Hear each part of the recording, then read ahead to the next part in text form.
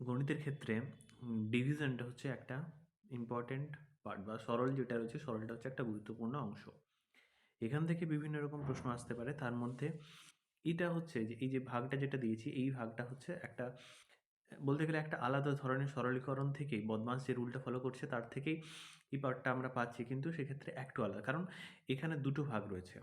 যদি আমরা যে কোনো একটা দিক ফলো করি বা যে কোনো একটা সরলীকরণে যে কোনো একটা মানে এটা হচ্ছে প্রথম দিকে, এটা ধরো দ্বিতীয় দিক রয়েছে, বা এটার ক্ষেত্রেও প্রথম, এটার ক্ষেত্রেও দ্বিতীয়। যদি আমরা যে কোনো দিক থেকে শুরু করি তাহলে কিন্তু উত্তর ভিন্ন আসবে, দুটোর ক্ষেত্রে উত্তর ভিন্ন আসবে। সুতরাং একটা মেথড হচ্ছে বা একটা প্রসিডিউর হচ্ছে সঠিক, সেটাই আমাদেরকে জানতে হবে। আগে আমরা দেখবো যে দুটো দিকে দুরকমভাবে যদি আমরা ভাগটা শুরু করি তাহলে দুরকম উত্তর আসছে কি না।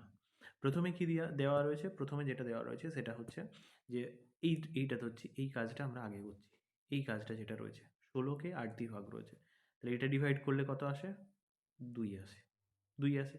তারপরে এইটা পড়ে থাকলো, তাহলে আমরা লিখলাম ভাজিত 2। এখন 2কে 2 দিয়ে যদি আমরা ভাগ করি তখন কত উত্তর আসবে, সেক্ষেত্রে আসবে 1।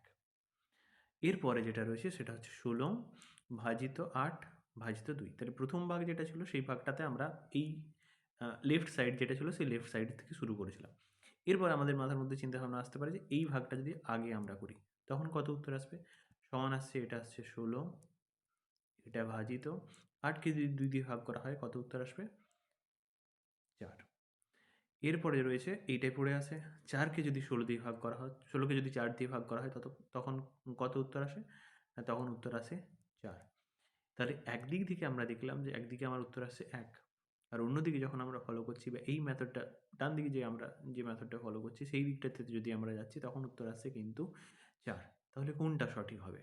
দেখো, ভাগ করার ক্ষেত্রে যখন আমরা পড়েছিলাম বা যখন আমরা আগের ভিডিওতে দেখেছিলাম তখন আমরা ডিভিশন করেছিলাম, এরকমভাবে আমরা রিলেটেড করে মনে রাখতে পারি। যখন কোনো একটা ভাগ করা হয় 415, এটাকে 5 দিয়ে আমরা ভাগ করছি, 5 8 40, 5 8 40, এখানে 1 5 পড়ে থাকছে। তাহলে দেখো এই জায়গা থেকে আমরা শুরু করছি ভাগটা, যখন 5কে এইটা দিয়ে ভাগ করছি তখন আমরা এই জায়গা থেকে শুরু করছি, কোন দিক থেকে, বাম দিক থেকে শুরু করছি। একই রকমভাবে যখন এই যে মেথডটা রয়েছে, এখানে তো এখানে তো দুটো ভাগ রয়েছে, তাহলে একটা হচ্ছে আমার সাপেক্ষে এই দিকটা হচ্ছে, যদি দেখি এই দিকটা হচ্ছে বাম দিক আর এই দিকটা হচ্ছে ডান দিক, তাহলে কোন দিকটা আমরা ফলো করব? অবভিয়াসলি আমাদের যে বাম দিক রয়েছে সেই বাম দিকটা আমরা ফলো করব।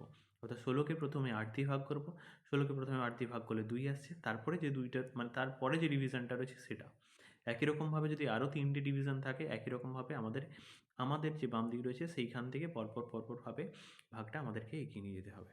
এটাই হচ্ছে যে দুটো ডিফারেন্ট টাইপের যদি আমরা ফলো করি তখন দুটো ভিন্ন উত্তর আসে, কিন্তু কোন দিকটা আমরা ফলো করব সেটা হচ্ছে ভাগের ক্ষেত্রে আমরা বাম দিক যেটা রয়েছে সেই বাম দিকের ক্ষেত্রে করব, এবং এটা হলে উত্তর যেটা আসবে সেটাই হচ্ছে সঠিক। গুণের ক্ষেত্রে তো একই ব্যাপার আছে, কিন্তু ভাগের ক্ষেত্রে হচ্ছে ভিন্ন উত্তর আসে।